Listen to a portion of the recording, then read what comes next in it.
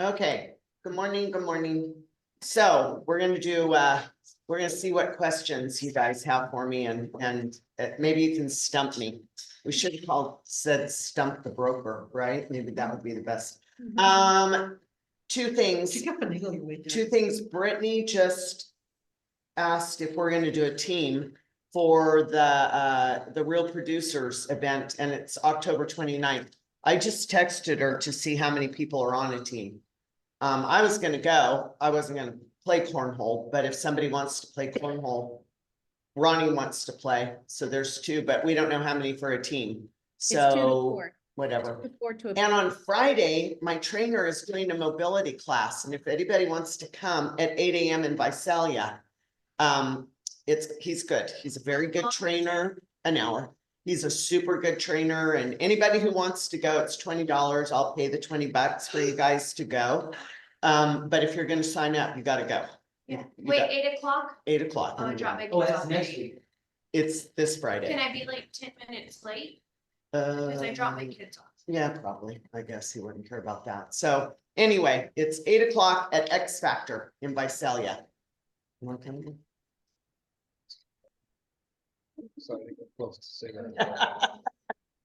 So anyway, anybody who wants to go, it's this Friday, 8 AM, X Factor. He's an excellent trainer and it's all mobility class. Huh? I'm telling Anthony you're going to be there. Ronnie's going. I'm going. Yeah, well, we need daycare. Okay, so anything else that we can think of, Jackie, before we get into the broker's corner? That's for sure, but I was gonna do that at the end. What is it? New construction of sound. Oh, okay. Let's get to the questions first. All right, so do we have questions? Do you have the questions for me, Jackie? Okay.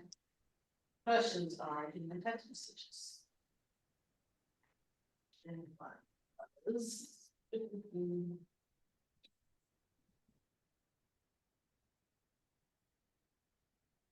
how do we deal with sellers that wish to sell their homes above comps? Please discuss the poor strategy of tricking a price down or trickling the prices down bit by bit.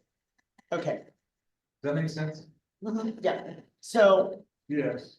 so first off, does anybody else think the market is really odd right now? Yes. Right? And what do you think is contributing to that? I have my thoughts on it, but what does anybody else think is causing? I mean, I think the way the market is right now, things are selling, but they have to be priced absolutely spot on.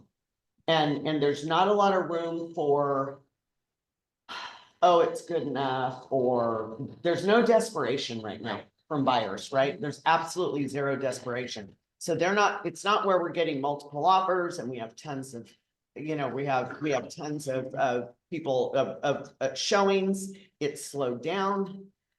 And they're only looking at the ones that they really think is a good value. I think there's a lot of buyer anxiety. I think there is buyer anxiety. I think it's presidential election. I Yep. think we kept hearing interest rates were coming down. They went down for 10 minutes and then they're back up. Yep. I think that Christmas is coming. We may not want to think about that, but holidays are coming. Yep. And I just think people are treading water to see how this election goes. Yep. I think the biggest contributing factor is the election, because it's almost like they're holding their breath, thinking something major is going to happen once this election, and it's not. I mean, it takes a lot of time for things to happen. And so, but I think that's what's happening. Like, it's like and I think they're waiting for interest rates to drop, which they're not. Do you think the market's gonna crash? They think the market's going to crash, which it's not. So I think with all of these factors, when you sit down with a seller, you have got to sell them on the comps. And you've got to put the fear in them that if they overprice their property, it's going to sit. You're going to be doing price reductions. You're going to be chasing the market. People want to start making low offers, because we all know that first week or two is it's the most important time of a listing. So you've got to put the fear in these sellers that if you overprice, it's going to sit. they've gotta be afraid of what's gonna happen. Buyers don't want a house that they feel like nobody else wants. No, they want something that everybody wants. So again, the best example of that is my Carmelita. You know, I told them where it needed to be, 380. I sent them the comps and very confidently, I told them, this is where you need to be. And they went with it. Ronnie sent her crew over. It was immaculate. And then we staged it. And that thing, I had 11 offers, tons of showings. Well, you were there at the open house. It was insane, but it was priced properly and everything was spot on, which is so important right now.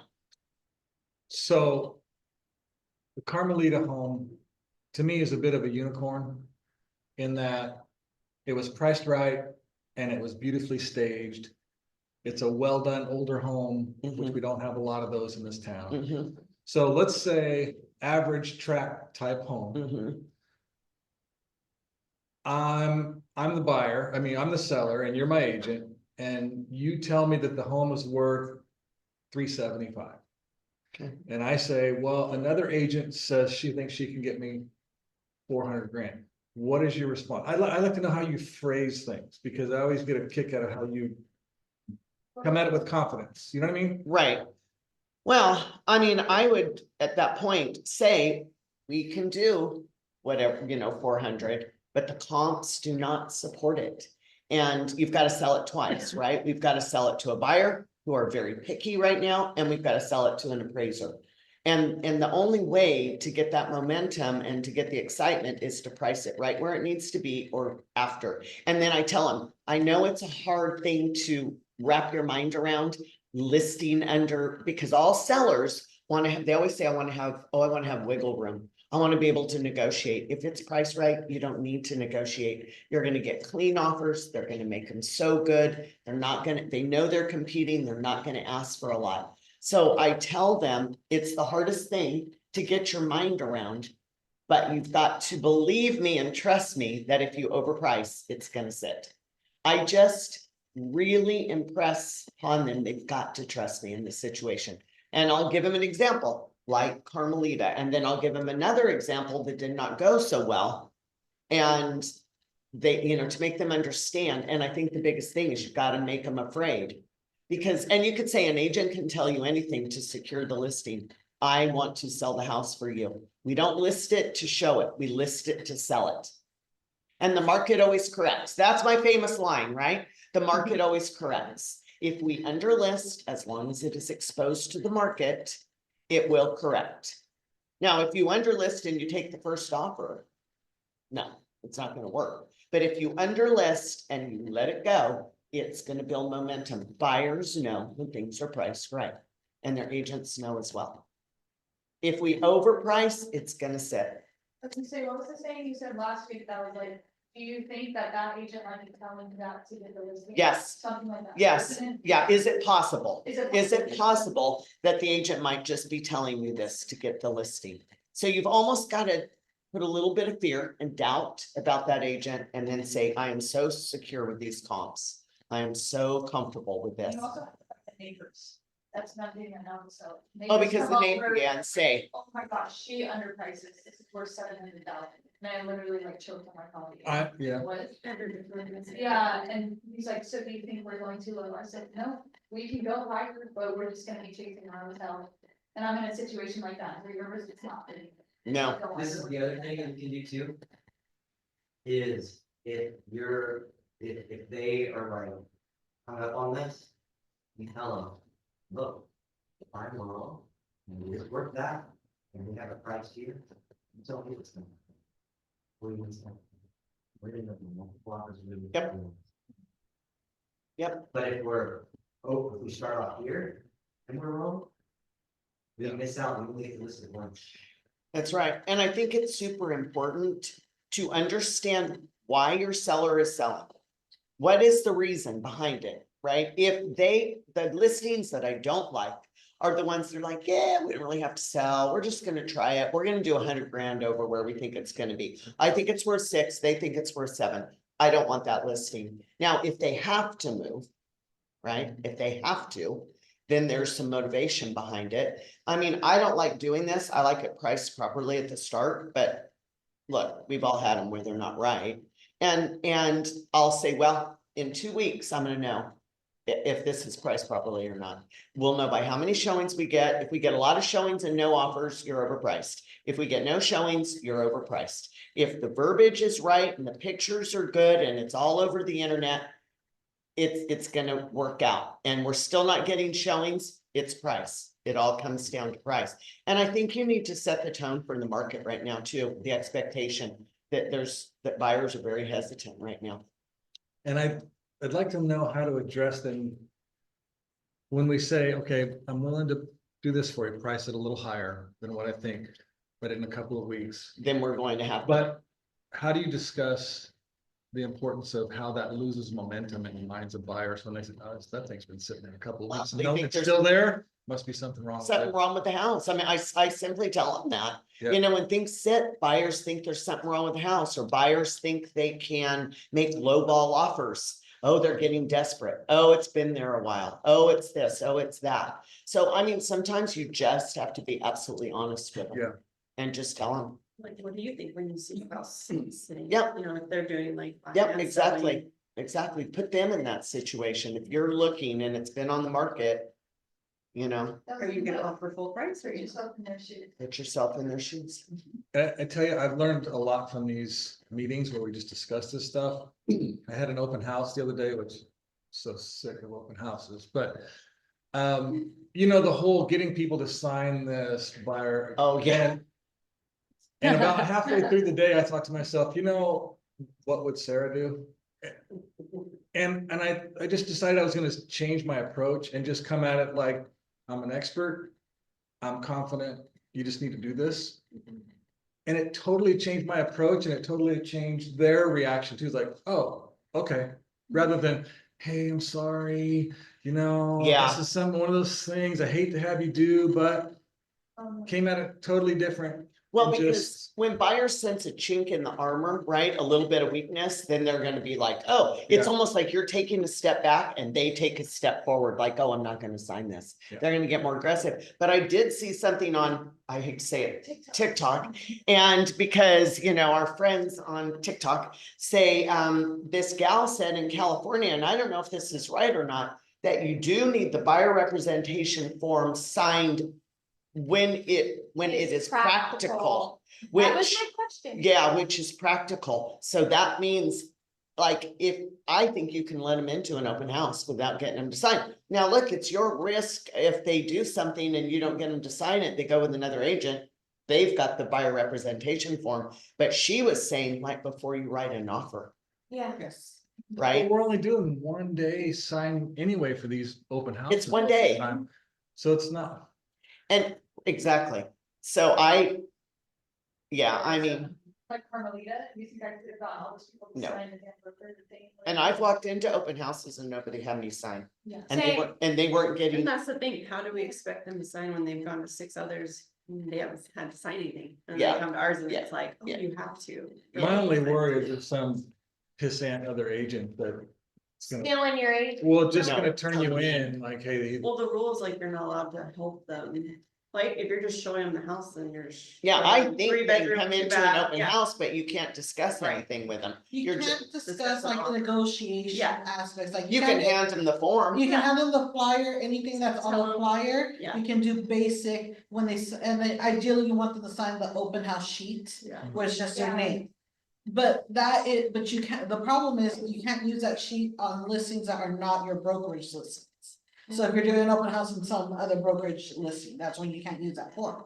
But that's a form that's all basic that you need to do, at least for the open house. The buyer broker agreement is for the ones that you foresee actually turning into a potential offer or transaction, or even towards taking them to another. And when they express wanting to work with you as their agent, that's when you want the buyer broker agreement. That's, Yeah. serious. and it's, Yes, and it's confident, it's like, okay, yeah, no problem. but not for the looky-loos. The looky-loos is just the sign-in sheet of the open house. What about when you're showing, like, say you get an off city lead Mhm. and you're like, okay, sign this buyer's rep form to. you Use haven't your even gut. met them yet. Use your gut and use your comfort. Okay. Because ideally you wanna set them up that you're gonna need to sign this if you're gonna be Right. serious to work with me. Right, But at the same time, you're still vetting them to see if Right. you wanna work with them. yep, exactly. Just do it for one house. Yes. I mean, it's not a commitment, just one house. Mhm.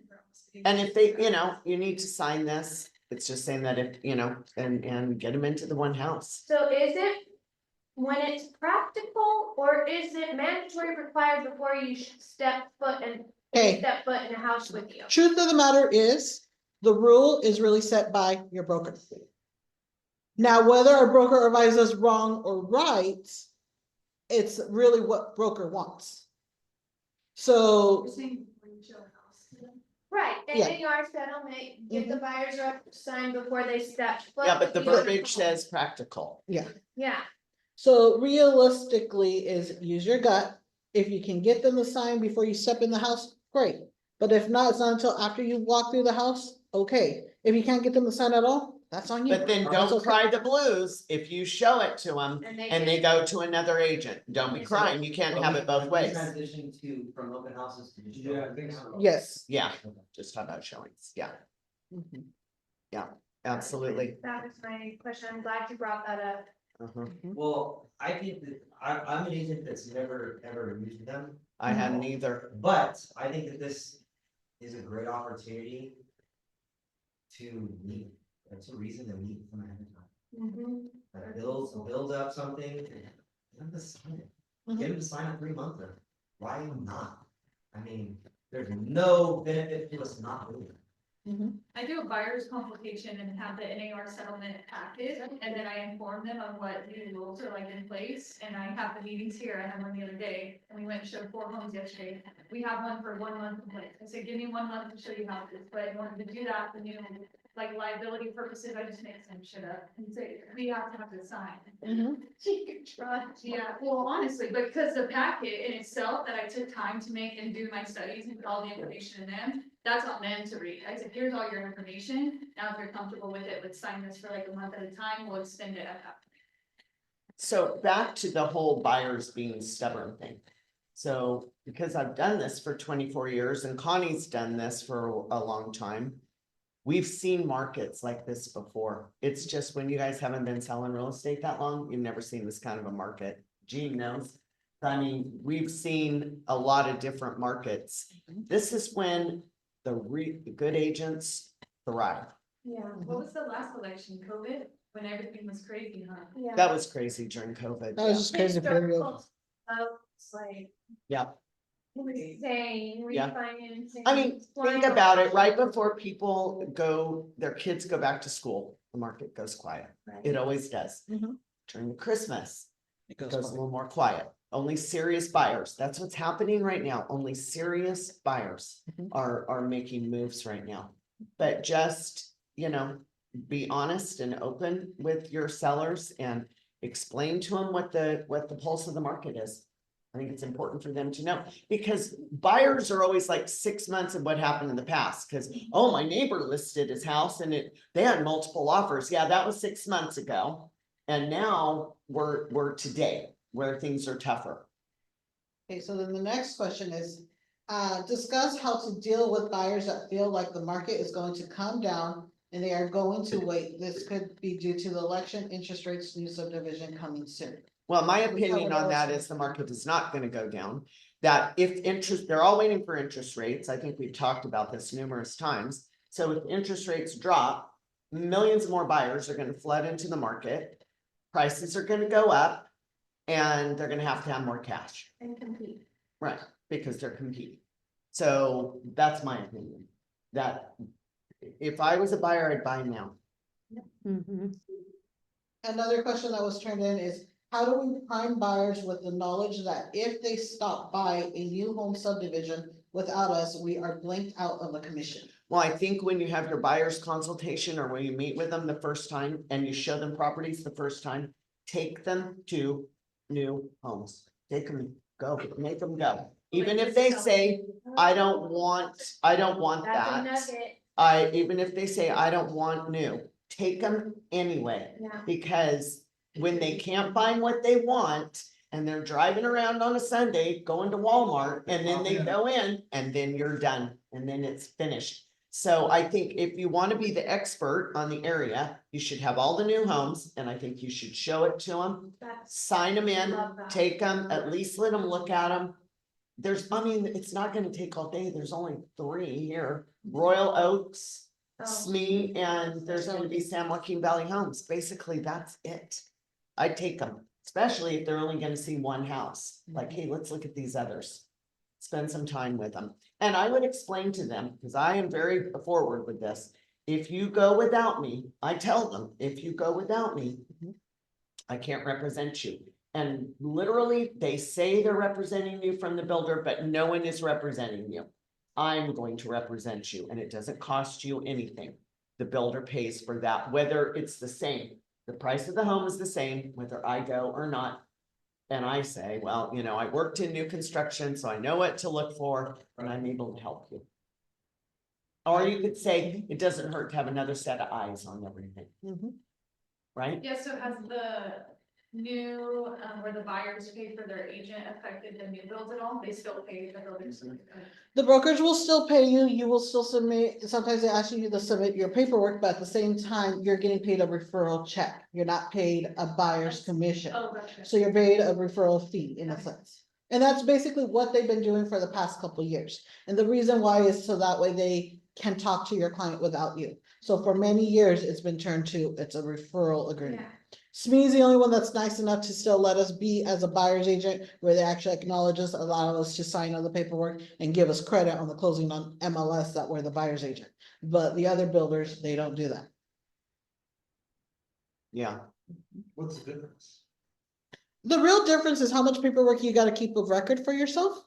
And in theory, on the buyer's end, even though they treat you as a referral agent, I still tell my clients, hey, they're gonna basically alienate me, they're not gonna keep me included. You tell me when the appointments are, I'll come and I come with you. Yeah. They try to keep us out, but pretty much I just show up anyways. So I don't ask for permission, I just let my client tell me what's the time and then I go. right. Then they get there and they're like, oh, you're not supposed to be here, well, you're gonna kick me out?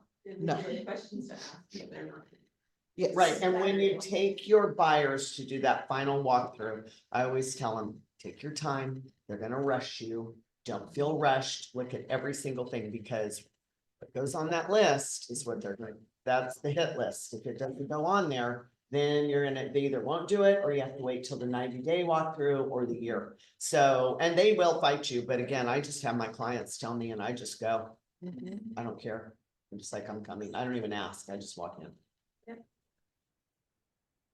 Okay, what other questions do we need? Do you wanna piggyback off of? No, I thought we had, no. I don't wanna talk about The that. other question was Misty. Misty's. So Misty had a question in regards to, if you have, what weird appraisal callings have you encountered? So Right. she just had one right So, now. and how to How fight to- it, you can't fight it. Yeah. So Misty had, and I had this once. It was Ray Sweeney's property, I Uh-huh. remember it. I was It on was WTC. from the power lines are going over a pool. Oh. And FHA they won't allow it because it's health and safety. If that comes down, that, you know, and you're in the pool, right? So Misty had that. She called me and I said, oh yeah, I have heard of that. In fact, I had it. And she goes, what is what can you do? I'm like, move the meter panel. You've got to move the panel. And it's a major thing because Edison has to get involved. They have to turn off the service. I mean, it's almost like I think a service planner has to be involved with it. Mhm. Pays for them. The seller, Edison won't do it. no. So- Mm-mm. On ours, Edison actually came out and checked a couple of things and they're not charging the seller. We got Oh, lucky. so Edison is gonna do it. Edison's doing it. They, I guess I wasn't there, Tracy was there, but something, because HUD is requiring it, they're letting that qualify as a safety, even though technically it's not. And then I think there was a couple other issues. So they're coming out, they're removing trees, they're putting another pole in, they're doing all of it for free. And they kind of got us rushed in.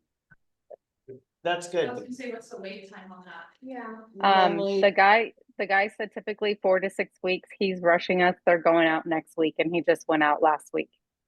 Wow, That's good. That- impressive. Yeah, So we got lucky. You did get lucky. So weird, appraisal stuff. I try and walk around with my sellers before the appraisal. Or when I list it, to see if there's anything that is gonna get called. I'm pretty good at it, but sometimes things don't, but sometimes I say things and then it's gonna be this, and then the appraiser doesn't call it. I try to set my seller up for the worst. Yeah. Like, hey, this could be called, this could be called.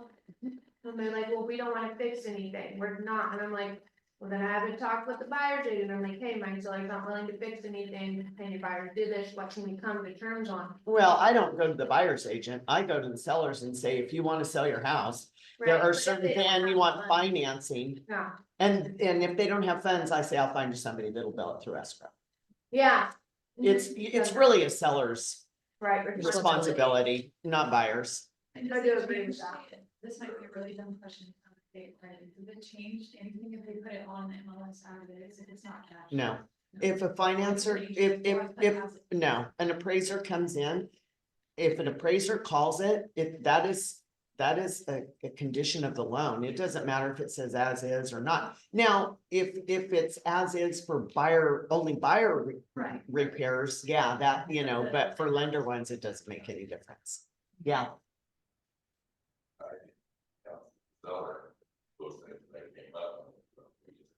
Negotiation, that's from the comparison and very dollars. yeah, And worse ones, when you can't get them to spend $99 for the turnout report, buyer says turnout clearance, they say, well, I can't do that much, but I got something out.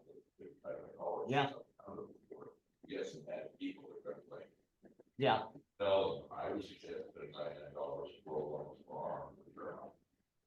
The pay's gonna get called, all that, even the pay's gonna get called. yeah, It's all cash deal or a big down payment, they don't. yeah, yeah, RPA, I guess they felt that would be there. yeah, yeah. Margin. You don't have to pay that first, based on very good decision. Exactly. So, like Gene's saying, worst case scenario, you're setting them up. I mean, even if I've had people don't want to pay for a termite report, I pay for the termite report for sellers. I don't do it as a rule, but I've done it to just see what we're dealing with. Because what Gene is saying, right, you're going along, everything's great, and they don't factor it in that they're gonna have to spend $8,000 in termite repairs. It can ruin a deal. Or a leach line, yeah, or That's a certain. cert. That's right. Also, all right.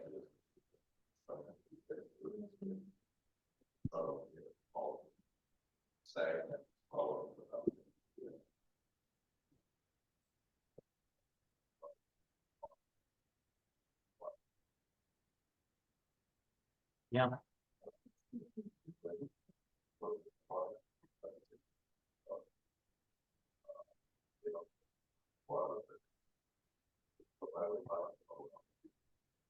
Yeah. Water, resources of water.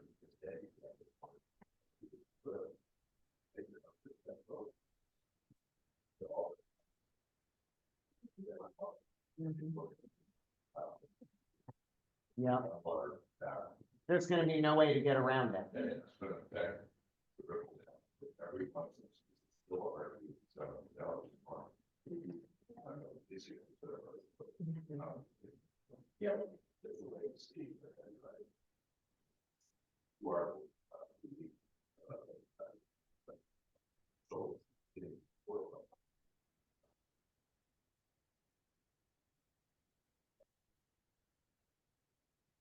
Yeah, water. So back to Can the- you summarize for those that were on Zoom that couldn't hear Gene? Yeah, we couldn't hear a thing. You didn't miss much. Go ahead, Jim. back to residential, let's say seller decides they're not gonna make the repairs. Deal falls through. they're forced to disclose that on the next. So there's really no And way to there's no run reason- from it. There's no reason, because that's what I tell people, oh, are you gonna lose this deal over Yeah. this amount, over this, when it's. Here we go. And so I was talking with an agent this weekend, and we were talking about. Okay, it was a structure that the seller did not exclude and the buyer did not ask for. Okay, and Shit. when they, a shed, and when they came to do their walkthrough, they were like, oh, something about the shed. The seller's like, I'm not leaving the shed. Was it on concrete? It was on concrete, but it was not bolted down. But see, it's a little bit of a gray area because it wasn't excluded, it didn't say in the listing, shed's not included. And then the buyer's agent didn't ask for it. So it's like in la la land, right? Everybody's assuming. And then the seller says, well, I want 2,500 for it. Because it was like an $8,000 shed. But it's even deeper, the whole thing. But finally, I talked to the agent because the agents were arguing about who was right and who was wrong. But at that point, it doesn't matter who's right and who's wrong. It's how are we gonna progress this deal, right? And so sometimes you've got to just figure out, put away who's right and who's wrong. And go to what's the solution to this problem? What is it gonna be? Because if it had already closed, Jackie and I talked about this, right and wrong might come into play a little bit more, right? Because there might be some lawsuits involved, right and wrong. But when you're negotiating, there's really no right or no wrong, it's feelings, right? And there is no right or wrong to feelings. It's, I feel like I want this done. I feel like I need this done. Everything is negotiable. So you got to get that behind you. Don't become adversarial with these other agents. Work as a team. How can we make this work to get this deal forward? And we just had that with his seller, we were in the deal, sometimes that's not the best thing, but his seller wanted to take the window unit. Oh, I just bought that, but this was after, it was like 2 days from closing. Yeah. Yeah, My buyers were like, well, the tenants are gonna need that to cool their house. yeah, Well, I just bought it, I want that unit. So we just said, we'll pay for a new unit, just to Right. solve it. Right. But, yeah, is that considered like structure or a part of the house? If it's Only if in- it's affixed by permanent bolts or screws, yeah. not if it's Which inside. is screwed into the wall. But when you take a listing, don't you say to sellers, is there anything that you're taking that you are not, that would normally stay? Is there anything, like I talk about blinds, I would talk about window units, and then, cause they always say, oh, no, there's nothing, and then I say, are you sure? Like, is there a light fixture that your grandmother gave to you and you can't live without it? And then all of a sudden, sometimes they would, but I am very specific with that. Because then at the end, refrigerators don't stay, because But then they could. if only if they're gonna leave it, that's Yeah. not, are you excluding it? That it would be like, what are you including? Something that changes, like the window. Yeah, Right, like, right. Right, so Right. I get very specific with them, like, what are you going, is there anything? Because then at the end, when there's something they're like, we're gonna take that, I'm gonna say, you told me there was nothing you were taking. I had a deal almost fall out because the seller at the last, at the last minute said, by the way, I just filled up the 1,000-gallon propane tank. I need to be compensated for that. So, Yeah, so Well, and that would be something you would put in a counter offer, right? it was already, the deal was already agreed to. He just came at the end and said, oh, by the way, it's like, I'll buy it for you. Yeah. It's always at the end when they think about it and they lose sight of the bigger picture, like, oh, are you seriously gonna end this on a nasty note? Well, yeah. It's like when they don't clean their house when they move and then the buyers move in and it's dirty and then they start nitpicking, right? When sellers, I have found, when sellers clean the house, leave it really nice and clean, buyers are a little more forgiving for other things, because they're like, oh, look, but if they come in and it's dirty, they're like, oh, the house is dirty, oh, and they took that, or oh, and they did that, or I didn't, they just have that nasty kind of taste in their mouth about it. So I think it's so important to work as a team and to really convey that to your sellers. Like, let's not get adversarial here. let's work together, you know, we're all trying to get this done. Because when you get buyers and sellers coming at each other like that is when it gets really ugly. And the agents, yeah, agents are terrible sometimes. Yeah, So don't be the terrible agent. Well, I think that's what I was Yeah, trying Lacey. to form a question on behalf of like. An instance that both Rebecca and I have experienced, but how do you deal with other agents, not necessarily from this brokerage, but say there's a listing. And they have full control on this listing, and you know they're unlawfully going about it and don't accept your offer, keep it on the market to be able to double end it. What makes it unlawful? That you can't do that. You know, like I that. think it's a So, suspicion thing, right, where you're kind of like, hey, Yeah. highly probable. And right? when you ask for a signed rejection, but the seller is the agent, then it's kind of hard, because you're like, well, they saw the offer, that's the, well, and. the Rebecca's seller is instance, the, and I can't speak the on her seller behalf, is but the agent. The seller's the agent, on Rebecca's behalf, that's not the case, I think it was family, right? Or, I don't remember. Oh, well, anyways, but, you know, okay, I submitted a really good offer, and you respond to me and say, we had a really clean offer tonight. And then they didn't. And They it didn't go pending for a week. didn't go pending for a week. Okay, you're affecting my buyers and what they really want, and my buyers really wanted this house. If you had another clean offer, I've been there. yeah. yeah, for sure. I don't Except that know, offer- I mean, it's hard, it's really difficult to battle. Like how, in your experience, I mean, like, worst situation with an agent, how do you deal with it? Do you remember any? They own the property, scenarios? the seller, right? Exactly. Well, and Yes. if you get a multiple And can ask counter, for a signed rejection? can you ask for proof that they have? As in the another buyers, offer? like, are you lying? I Because feel they should have to give you something, right? They can't show you the amount, but. So how would you deal with that, as Sarah, with the other agent talking to them? Sometimes you just don't get the deal. Yeah. I mean, that's the bottom line. Sometimes you just don't. Now, you can ask to present your own offer. That's totally legal. Oh, you can? Oh, absolutely, you can. Uh-huh, you have every You right. Present it to the seller? Yeah. Oh, wow. You're right. In big Oh, cities, wow. I've never heard of, they had the offer. In big cities, like for instance, San Francisco, down south, you make an appointment. With the listing agent, the seller, unless they put it in writing, they don't want to. Yeah. You make an appointment, present your offer, you may walk the room, 3 people on the couch, Right, waiting their turn. but you can't be there for the negotiations and the discussions, Just to present. only to present your It's offer. nice if they're a new agent and you're doing like an appraisal Then you chat can and they're like. sell the seller on your Yeah, offer. you're like, I'm reducing this commission or I'm doing that, and you don't trust them to explain it. They haven't, initial data that I was in this offering mistake, you have no way of knowing. No, And none. there's some icons in the industry, when I started, you never got a rejection, you just got, sorry, so you look up 2 months later, who sold it. They did. Yeah. They did. Yeah, chicken shit way of doing that.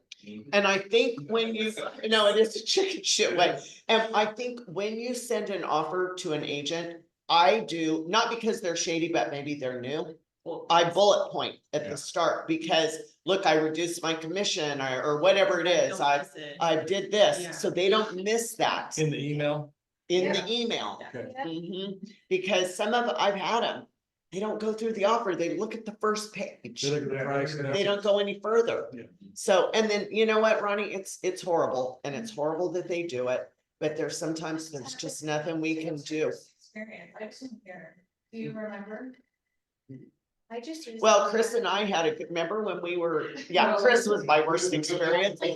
No, Chris and I, remember we had the buyer, remember when we had the buyer and Condo, for that condo and we knew, and it was Oh, yeah. it was somebody else's, and from another, a very aggressive person from another brokerage, and Chris and I knew, and what did we do, Chris? Like, we waited and waited, and we had her on the phone, I like, told her, Slash and I baggers. told her, it's do a you- her. Do you have an offer on it?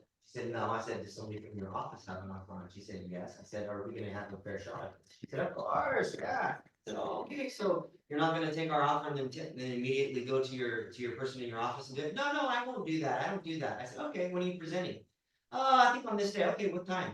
Okay, we're gonna have an offer coming over to you an hour before you present. And it wasn't even an hour, we waited like 15 minutes, 15 20 minutes. I sent it over. As I sent, actually, I called her. And I had it pulled up and I said, hey, what are you doing? Oh, just getting ready for this to present. I said, I just sent it to you. Can you open it? And we got then her- I said, how does it stack up to the others? I had her on the phone to tell me how it stacked up so that she could have time to tell the other people, then get their offer in and be like, oh yeah, you got beat out. No, I had her on the It's a phone shame you have to to do see that. what it was. Yeah, we got it.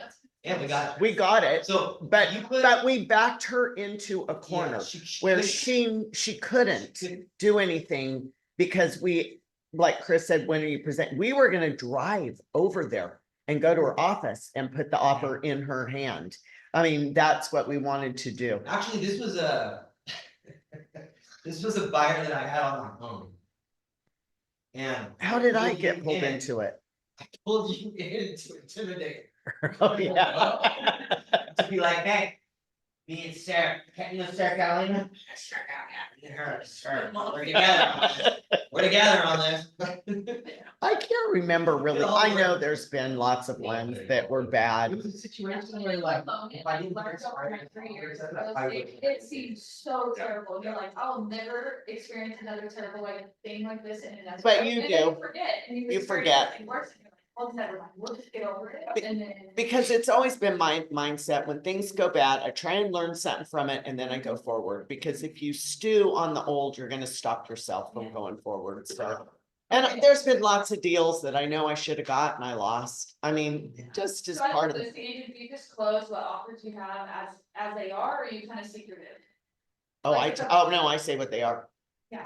Absolutely, I say what they are because Something like that too, I'm gonna right? get the best for myself. that's how you do the best for your seller, because otherwise, if you don't, you're getting a million full price offers. Where if Jim calls me, do you have, as long as your seller is okay on it with it, the seller has to approve it, but if Jim calls me and says, oh, you know what? Do you have full price offers? Yeah, I do. Okay, are they above? Yeah, they're above. And I will tell, but once you tell one agent, you have to tell everybody. Right? You can't just tell one, you've got to tell everybody what it is across the board to make it fair. Yesterday you're showing, because both agents had to be there at the showings for some reason, and she said, I go, do you have any offers? You want to write an offer? And she Let me know wouldn't where it tell, has to be at.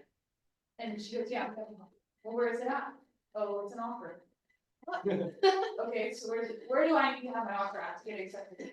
Well, it's an offer, so. yeah, Just send it in my Well, email. I'll do a move like that when the offers I have are shitty offers. Yeah, that's right. Because Yeah. it should come higher. Yeah. Because once my offer's too low, I don't want you to keep being at that low. right. Or And- it's my offer.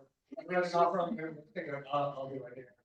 My own offer out, so. Yeah, that's what I was gonna just say, Anthony, if I have an offer in, I'll tell them, look, I've written an offer, so just write the best offer you can, right?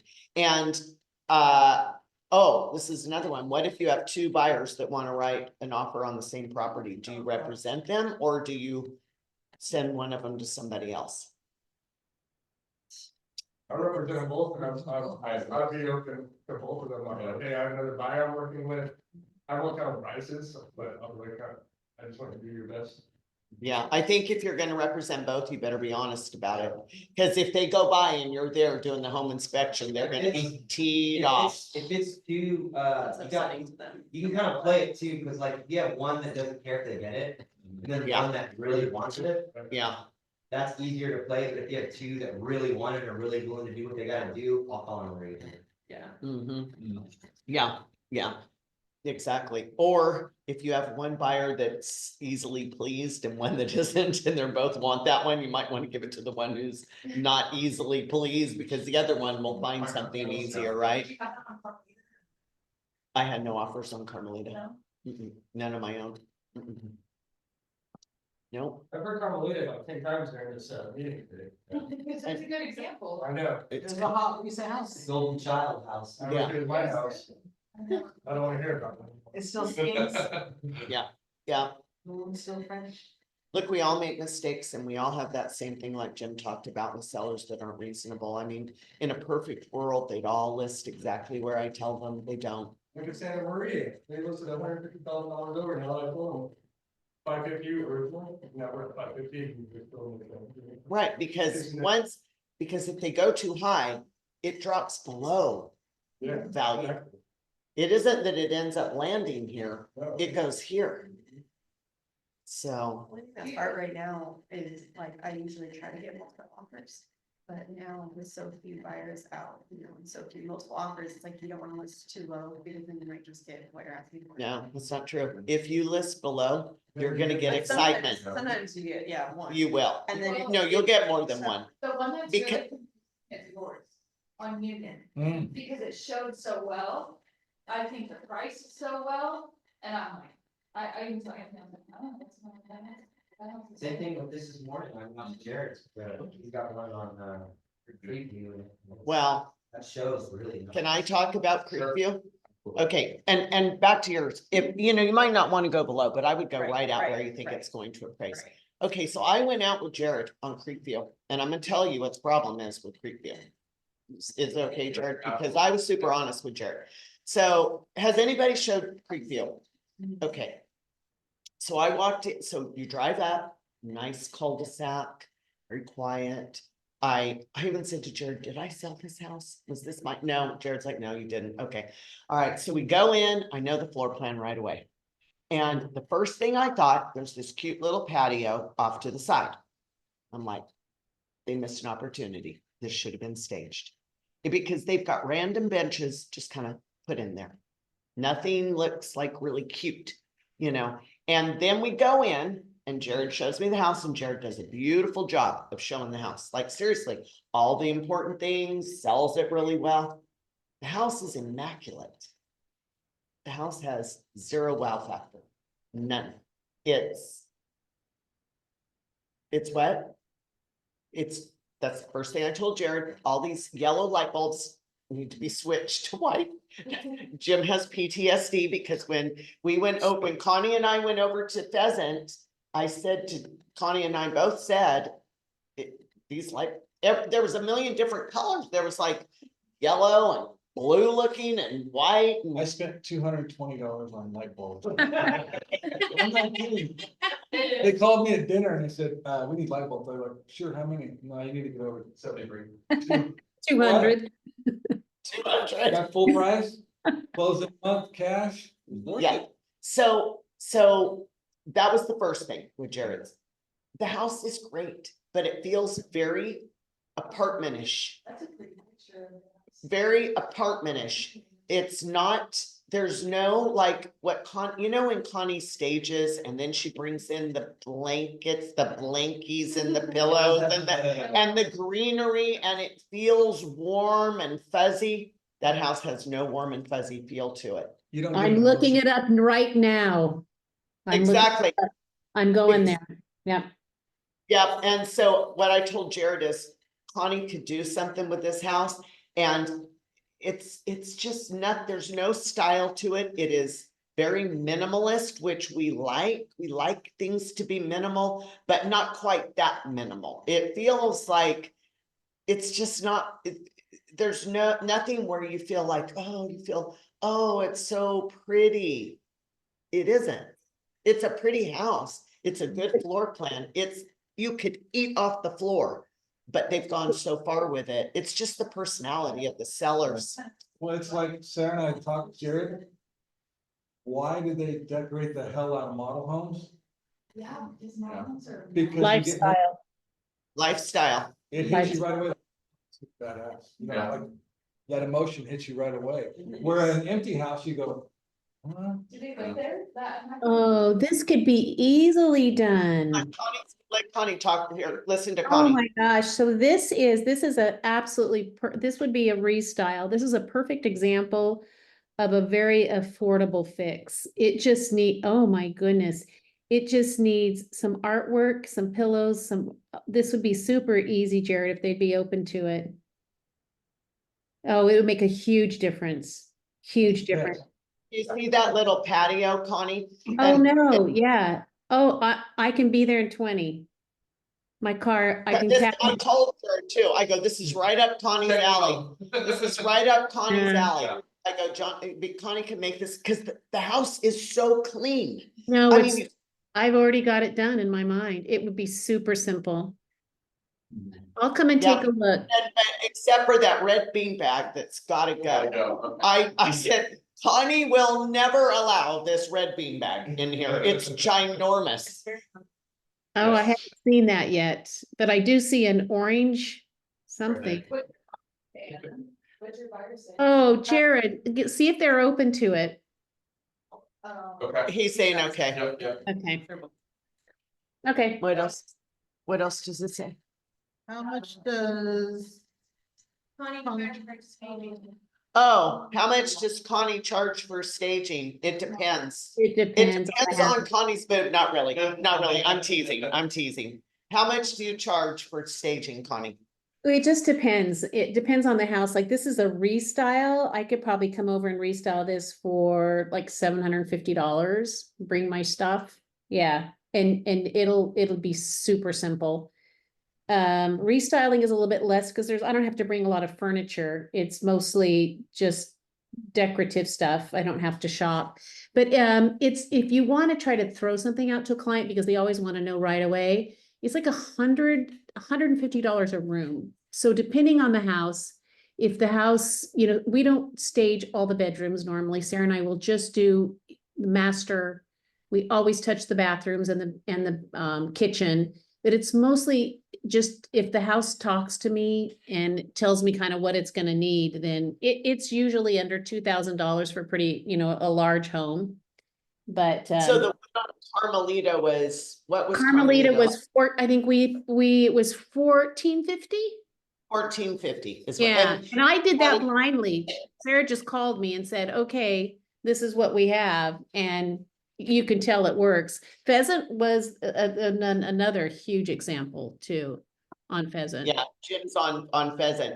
Yeah. And so one of the things I've learned from Connie is the beds have to look all warm and, it's not practical because there's like 450 pillows on there and all this beautiful No. bedding.